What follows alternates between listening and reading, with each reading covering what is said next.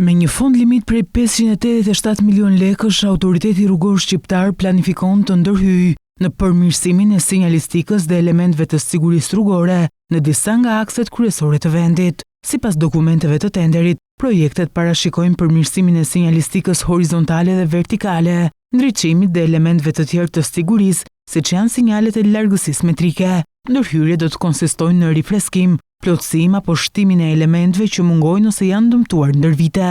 Ndërhyrjet rrugore do të shtrihen në disa akse, të ndara në 3 rajone kryesore. Në rajonin verior, ndërhyrja do përfshijë segmentet Milot Hani Hotit, Milot Lezhë Shkodër, Qaf Mali Fjerës dhe Qaf Bualli Ura e Cerenecit. Në rajonin Qendër Perëndim Tiranë, projektet do zbatohen në akset Bishti Zhurit Elbasan, Cërik Belsh, Belsh Kosovë e Vogël, Fjer Shegan Kozar, City Park Durrës dhe Banj Gramsh. Ndërkohë, në rajonin jugor Gjirokastër, ndërhyrje do fokusohen në rrugët e Pelengus Markuç, Qeparo Ura e Laskos, Ura e Leklit Kulcyr Përmet, Levan Kufi Mallakastër e të tjerë. Sipas ARSH, projekti është hartuar mbi bazën e vlerësimeve të specialistëve të projektimit, por edhe në konsultim me përfaqësues të policisë rrugore, për të adresuar të gjithë faktorët që ndikojnë në sigurinë rrugore. Autoriteti rrugor thekson se këto ndërhyrje janë të shpejta dhe me ndikim të menjëhershëm, duke kontribuar në uljen e aksidenteve dhe përmirësimin e përvojës për përdoruesit vendas dhe të huaj të rrugëve.